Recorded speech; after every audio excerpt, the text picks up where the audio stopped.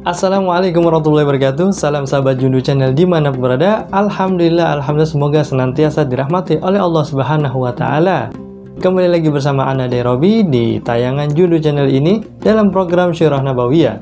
Pada kali ini Ana akan menceritakan atau mengkisahkan alasan kenapa Rasulullah SAW sangat begitu mencintai istrinya bernama Sayyidatuna Khadijatul Kubra. Bahkan ketika wafatnya Sayyidatuna Khadijah, Rasulullah SAW sangat merindukannya, bahkan selalu mengingat-ingat kenangan-kenangan bersama istrinya Sayyidatuna Khadijah. Dan Sayyidatuna Khadijah adalah satu-satunya istri yang tidak dimadu oleh Rasulullah SAW. Apa peranan Sayyidatuna Khadijah untuk Rasulullah SAW sehingga Rasulullah SAW begitu merindukan dan begitu mencintainya? Tetap ikuti tayangan Jundu Channel ini.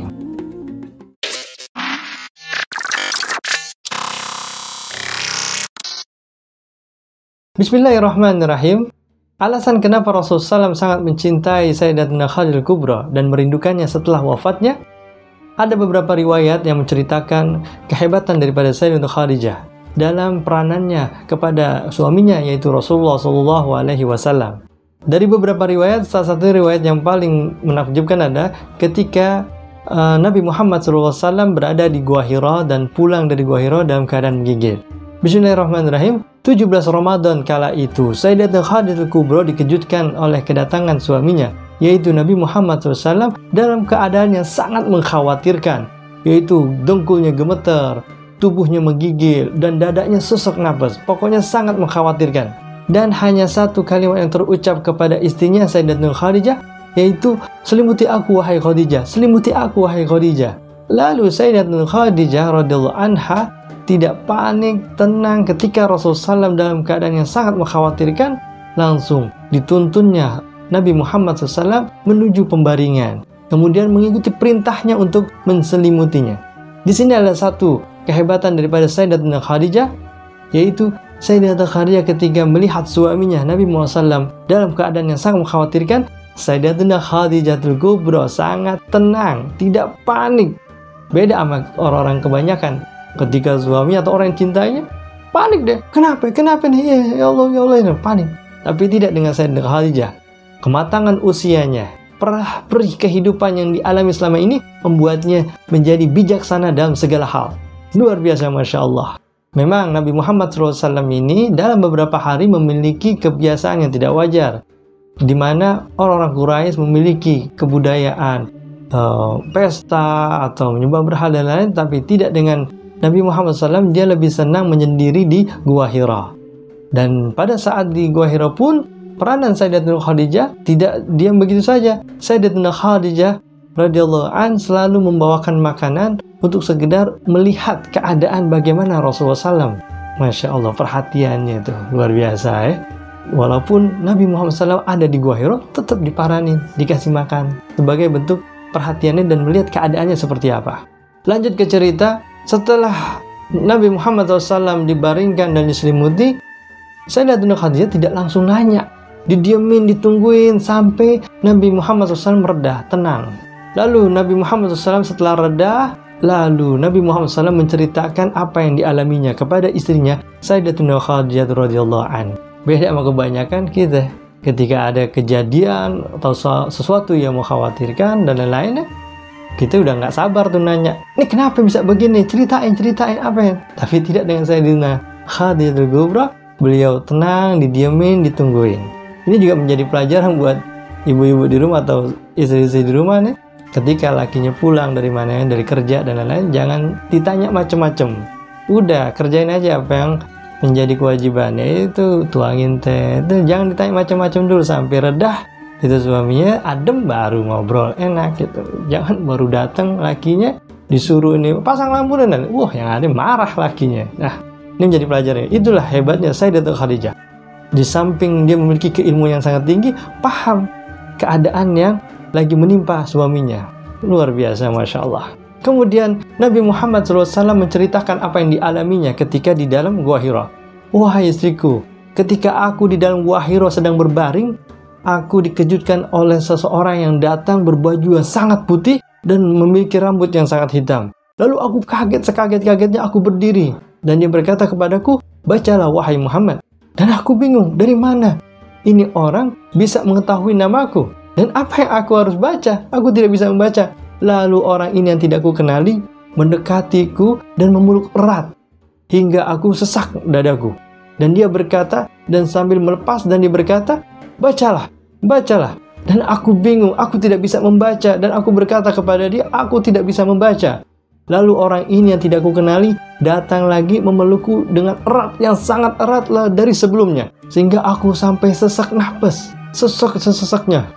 Dan dia melepaskan, dan dilepaskan, dan dia berkata lagi, bacalah, bacalah. Dan aku tidak bisa membaca, dan apa yang mesti aku baca? Lalu dipeluk lagi aku dengan sangat erat. Dan aku berpikir, inilah akhir kehidupanku. Rasanya benar-benar seperti kematian yang mendatang, seperti kebanyakan orang yang sedang mati. Wah, luar biasa, hampir mau habis napasnya, lalu dilepaskan lagi tuh. Sampai orang yang tidak dikenal ini nih, dan berkata, bacalah wahai Muhammad, bacalah. Kemudian Nabi Muhammad SAW berkata, aku sudah begitu sangat lelah pada saat itu, dan aku berkata, apa yang mesti aku baca? Lalu orang yang tidak kukenal ini berkata, Iqra bismi rabbikal ladzi khalaq, khalaqal insana min 'alaq, Iqra wa rabbukal akram, alladzi 'allama bil qalam, 'allamal insana ma lam ya'lam. Al-Alaq, surah Al-Alaq 1-5. Setelah orang ini berkata seperti itu, lalu ia meninggalkanku dalam keadaan gaguk, dalam keadaan terkejut, dan aku tak tahu harus apa yang aku lakukan dan harus bagaimana. Pada saat itu waktu yang begitu lama, bengong. Jadi Nabi Muhammad SAW ini ketika diucapkan Iqra bismi rabbikal ladzi khalaq sampai habis ini, setelah selesai ditinggalin, ini Nabi Muhammad SAW nggak langsung gimana, dia diam bengong dalam waktu yang cukup lama katanya. Kemudian setelah itu dia pulang berlari, pulang ketakutan, menggigil dengan tubuh yang gemetar. Nah, Sayyidatina Khadijah setelah mendengarkan ceritanya itu dengan seksama, dengan hikmat dan lain-lainnya, setelah selesai Nabi Muhammad SAW menceritakan itu, barulah Sayyidatina Khadijah berkata kepada suaminya. Ini salah satunya contoh baik oleh Sayyidatina Khadijah, mendengarkan dulu cerita daripada suaminya. Ini perlu dicontoh nih. Jadi nggak dipotong sama Sayyidatina Khadijah. Kok bisa begitu? Itu siapa orang yang namanya siapa? Nggak begitu. Didengerin aja cerita daripada Nabi Muhammad SAW. Nggak dipotong-potong. Nih kita lagi cerita dipotong mulu sama bini kita. Ini bisa dicontoh oleh kaum Hawa pada umumnya. Jadi kalau lagi cerita dengerinnya dulu, ya jangan dipotong dulu, dengerin. Lalu Sayyidatina Khadijah berkata kepada suaminya, wahai suamiku, hingga kau gemetar seperti ini, apa yang kau takutkan wahai suamiku? Apakah engkau diganggu setan atau jin atau makhluk halus lainnya? Kemudian Nabi Muhammad SAW mengangguk menjawab iya, karena Nabi Muhammad SAW merasa dia diganggu jin mungkin. Dia diganggu makhluk, karena Nabi Muhammad SAW nggak tahu siapa yang datang pada saat itu. Dia nggak tahu ini siapa. Sang istri Sayyidatina Khadijah telah mempersiapkan jawaban untuk hal semacam ini, dan dia berkata kepada Nabi Muhammad SAW, wahai suamiku, orang sepertimu tidak akan dikecewakan Tuhan. Bukankah engkau selalu menjalin tali silaturahim, menyantuni anak yatim, sering membantu orang lain, menjamu tamu, dan membantu orang yang bernasib malang? Luar biasa jawaban daripada Sayyidatina Khadijah. Jawaban yang menenangkan, ucapan yang mendamaikan. Ketika seseorang lagi gelisah, sedih, memang sangat membutuhkan pujian. Inilah luar biasanya Sayyidatina Khadijah dalam menenangkan Nabi Muhammad SAW di kala sedihnya. Dapat mendamaikan, dapat menyejukkan. Ucapan-ucapan daripada Sayyidatina Khadijah menyejukkan daripada hati Nabi Muhammad SAW. Setelah dirasa ketakutan suaminya telah hilang, di sini Sayyidatina Khadijah punya peranan penting juga ini. Lalu Sayyidatina Khadijah mengajak suaminya untuk menemui saudara sepupunya, yaitu Waraqah bin Naufal, seorang pendeta yang masih memegang kitab-kitab original. Jadi pendeta Nasrani nih sepupunya. Tapi ini pendeta bener nih pada saat itu. Kemudian dibawa nih Nabi Muhammad SAW menemui saudara sepupunya, yaitu Waraqah bin Naufal. Setelah itu Sayyidatina Khadijah meminta suaminya untuk menceritakan apa yang dialaminya. Kemudian diceritakan oleh Nabi Muhammad SAW, begini, begitu. Waraqah bin Naufal mendengarkan dengan takjub, dengan mata berbinar, dan kaget, terheran-heran, dan tersenyum. Gimana dah tuh ngebayanginnya? Jadi gimana ya? Penasaran, dan wah, bener nih gitu. Kagum dan terkejut gitu. Waraqah bin Naufal diceritakan oleh Nabi Muhammad SAW, itu sangat terkejut dan lain-lain. Lalu Waraqah bin Naufal berkata kepada Nabi Muhammad SAW, ya Muhammad, jika apa yang kau ceritakan ini benar apa adanya, engkau telah didatangi oleh An-Namus, yaitu malaikat Jibril, sang penyampai wahyu, yang pernah didatangi oleh Nabi Musa alaihissalam. Dan wahai Muhammad, itu artinya engkau adalah seorang nabi untuk umat ini. Engkaulah sang utusan yang dinanti-nanti orang. Engkaulah manusia yang dipilih untuk menyampaikan wahyu Tuhan. Luar biasa, Masya Allah. Ini kagetnya Waraqah bin Naufal nih, menyampaikan seperti itu apa adanya. Karena Waraqah bin Naufal ini seseorang yang kutu buku ya, dalam kitab Nasrani dia. Orang alim dah bahasanya. Udah tahu nih sesuai dengan referensi kitab-kitab terdahulu. Setelah mengucapkan yang tadi tuh, ya, setelah mengucapkan bahwa engkau adalah seorang nabi, engkau adalah seorang utusan, engkau adalah seorang yang terpilih untuk menyampaikan wahyu Tuhan. Lalu setelah itu Waraqah bin Naufal ngusap jenggotnya yang putih yang panjang. Jadi Waraqah bin Naufal ini, jenggotnya panjang, putih. Dia ngusap sambil wajahnya sedih, matanya berlinang air mata. Dan dia berkata, seandainya aku masih muda, tentu aku akan membantumu di saat kaummu mengusirmu. Kemudian Sayyidatuna Khadijah kaget akan pernyataan daripada sepupunya Waraqah bin Naufal. Dan nggak sabar nanya. Akhirnya nanya dan nih, apakah mereka akan mengusir Muhammad, wahai Waraqah? Kemudian Waraqah bin Naufal menjawab, kalian berdua harus tahu, tidak ada seorang nabi yang Allah pilih menjadi utusan, kecuali ia akan mendapatkan gangguan dan perlakuan jahat dari kaumnya. Itulah jawaban dari Waraqah bin Naufal. Tapi apa yang disampaikan oleh Waraqah bin Naufal ini adalah benar adanya. Dahulu Nabi Muhammad SAW adalah orang yang sangat dipuji, orang yang sangat dihormati, orang yang sangat disegani karena kewibawaannya dan kejujurannya. Bahkan Nabi Muhammad SAW mendapatkan gelar Al-Amin dari kaum Quraisy. Luar biasa, Masya Allah di sini. Padahal Nabi Muhammad SAW ini berkumpul di bangsa Arab itu sangat dihormatin, luar biasa. Tapi ketika risalah itu datang, dulu ketika Nabi sering dipuji, kebalikan, berseberangan. Sikap orang-orang Quraisy ini berseberangan. Tak lagi dipuji, bahkan dibenci. Tidak lagi dipercaya, bahkan didustakan. Nabi Muhammad SAW disakiti dan dikucilkan, dibenci. Dan di sini peranan Sayyidatuna Khadijah. Beliau adalah satu-satunya orang yang pertama kali berikrar iman kepada Nabi Muhammad SAW. Dan beliau adalah orang pertama yang mendukung dan berkorban tenaga, pikiran, bahkan semua hartanya dan apapun yang dimiliki oleh Sayyidatuna Khadijah untuk dakwah Nabi Muhammad SAW. Dan Sayyidatuna Khadijah radhiyallahu an tak membiarkan Nabi Muhammad SAW merasa sendirian. Luar biasa, Masya Allah. Sayyidatuna Khadijah selain setia menemani dan berjuang berkorban untuk Nabi Muhammad SAW untuk dakwahnya, beliau pula lah yang dengan ilmu dan pengetahuan yang dimilikinya mampu menjadi pemberi solusi di saat Nabi Muhammad SAW memiliki suatu masalah. Seperti kisah berikut, yaitu Nabi Muhammad SAW setelah didatangi oleh malaikat Jibril, lalu Nabi Muhammad SAW sering melihat makhluk yang beliau itu bingung, ini makhluk jin atau malaikat. Dan pada saat itu Nabi Muhammad SAW sering didatangi oleh makhluk yang Sayyidatuna Khadijah tidak bisa melihatnya. Lalu keluhan ini disampaikan kepada Sayyidatuna Khadijah.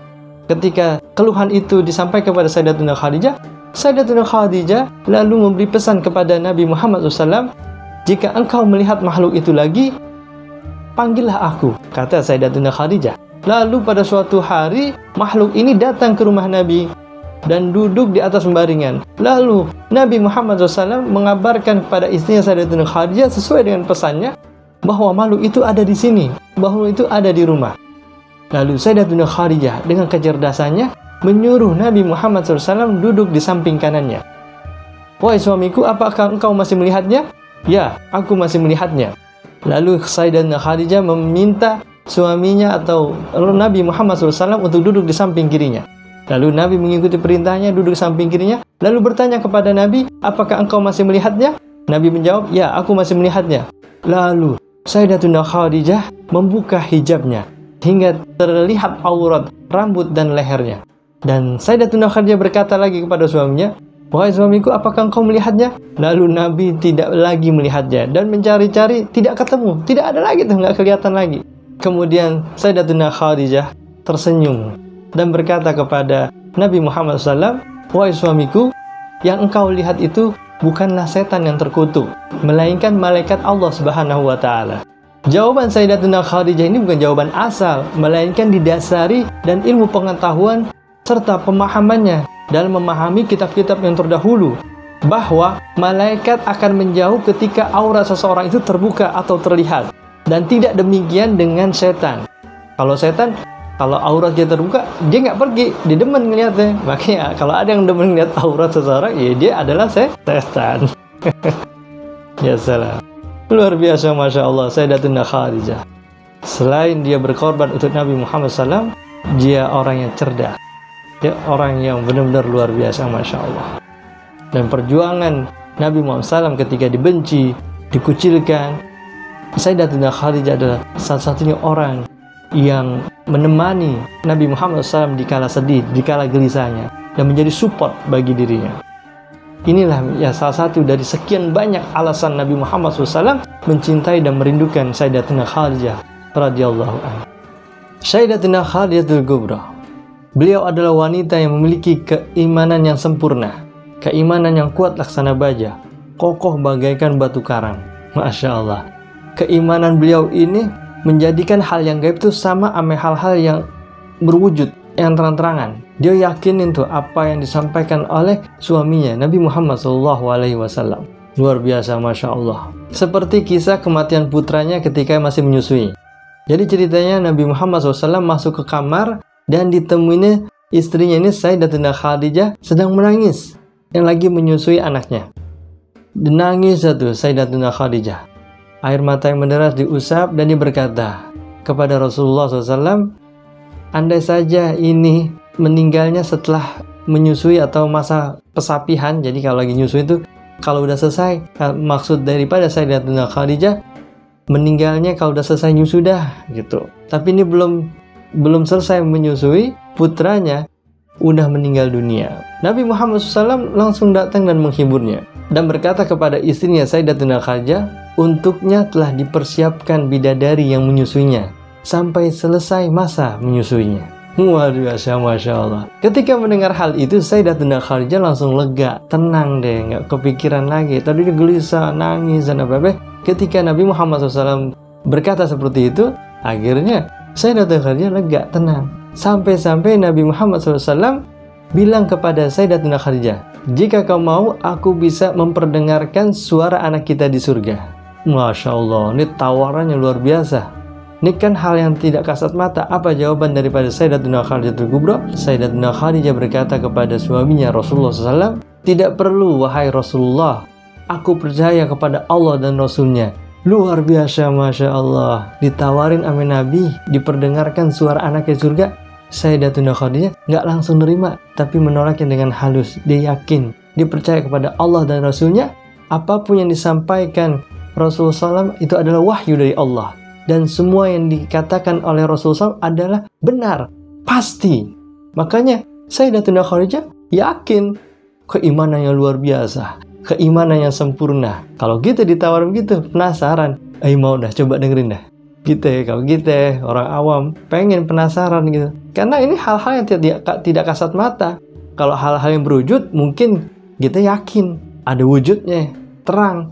Tapi sesuatu yang gaib, sesuatu yang tidak kasat mata, belum tentu orang bisa yakin. Inilah keimanan daripada Sayyidatuna Khadijatul Kubra yang luar biasa, yang sempurna. Pernah gak tuh kita lihat keimanan seperti itu? Pernah gak tuh kita mendengar keimanan yang mantap, luar biasa, Masya Allah? Itulah istri daripada baginda Nabi Muhammad SAW, Sayyidatuna Khadijatul Kubra. Masih banyak cerita daripada keistimewaan daripada Sayyidatuna Khadijatul Kubra, mungkin akan ana buat di episode selanjutnya biar tidak kepanjangan. Tetap pantengin di tayangan Jundu Channel tentang kisah-kisah Sirah Nabawiyah. Dan ini masih panjang nih, alasan kenapa Rasulullah SAW sangat begitu mencintai dan merindukan Sayyidatuna Khadijah, karena perjuangannya dan perjalanannya luar biasa, Masya Allah. Ini masih panjang, tetap ikutin dan bantu channel ini dengan like, share, komen, dan subscribe bagi yang belum. Ana Derobi, salam Jundu Channel. Assalamualaikum warahmatullahi wabarakatuh.